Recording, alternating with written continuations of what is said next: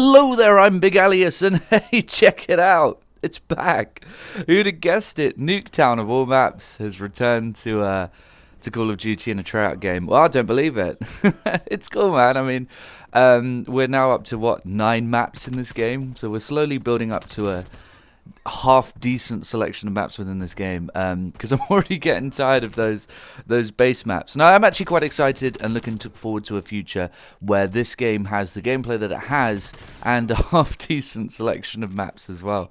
And just like Modern Warfare, in the future, I'll be able to play on a game that has a lot of varying different maps. I mean, you got to remember that I came to this game from the Master Chief Collection, which has 5 games, I think, yeah, 5 games worth of multiplayer maps, all chucked into one, and a ton of different game modes to boot. So I'm going from that to 8 maps, and now it's 9 maps. Now we have 9, because Nuketown has arrived.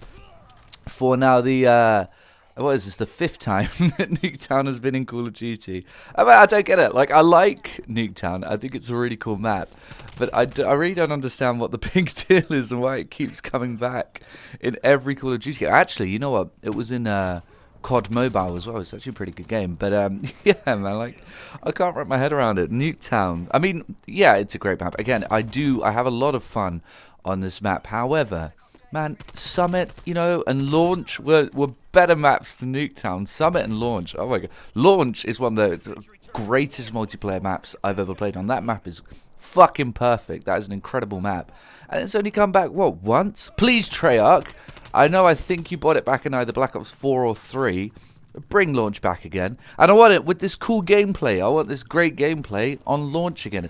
And I will say, actually, with the gameplay the way it is, this is the Nuketown that feels the most like Nuketown from Black Ops 1, because the gameplay is so similar to Black Ops 1's gameplay, and they haven't really done too much to actually jazz it up this time, which I actually appreciate. Yeah, this is the one that actually feels the most like Black Ops 1. It really has teleported me to back in the day, where people listened to radios and I don't know what else they did. Protested against squirrels or something, or whatever people did back in the day. But yeah, actually, I do like this rendition. I think it's pretty cool. I wasn't a fan of the Black Ops 3 one. I thought that was fucking terrible. That was by far and away the worst rendition of Nuketown. I don't understand it, man. Like, it was all wavy and futuristic, and there were lights coming out of stuff, and they put a wall run thing along there. It didn't feel like Nuketown at all.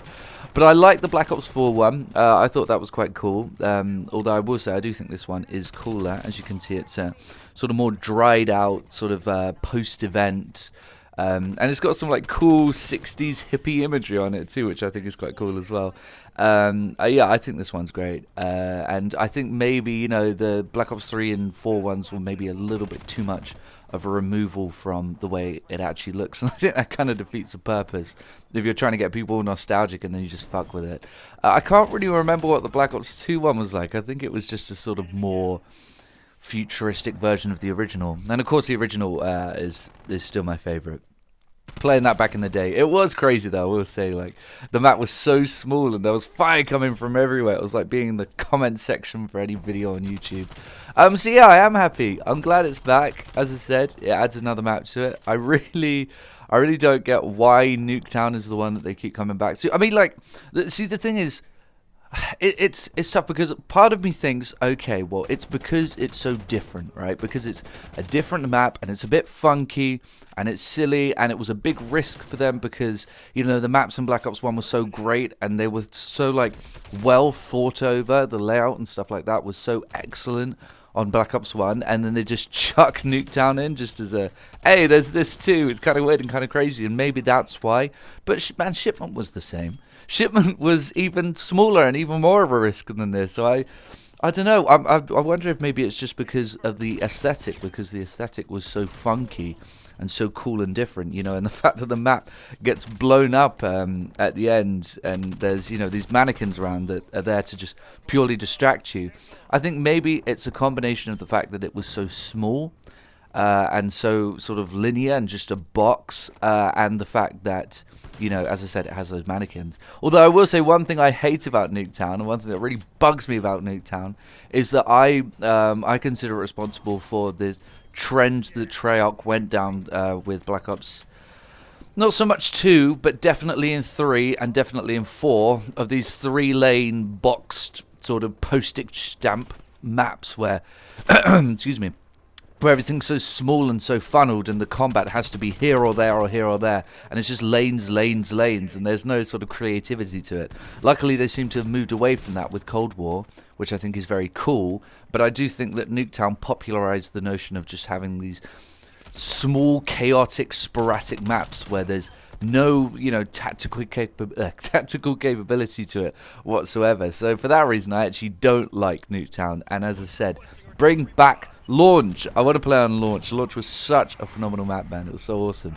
But for now we got Nuketown, and I'm happy about that. We're finally building up to a half decent number of maps, which gives me a reason to play more of this. Oh, there is also double XP to be had whilst playing this game right now. I don't know how long that's going to be going on for, and I should be playing it now, but do bear that in mind, so get that downloaded as quickly as possible, because apparently after prestiging, it takes forever to level up. And I will say, I have sort of figured that out. It's still bugged. The only way to find out how far into the level I am is to check the post-match report, and it takes forever to level up. I guess that's what I didn't realize. It takes a very long time to level up after you prestige, so do bear that in mind as well, as it will be resetting itself when Season 1 drops. So, I guess that's all I've got to say. I'm having a great time with these videos, making sort of whatever I want, which is absolutely fantastic, and Nuketown is fun as well. So, I guess I will see absolutely everyone, potentially,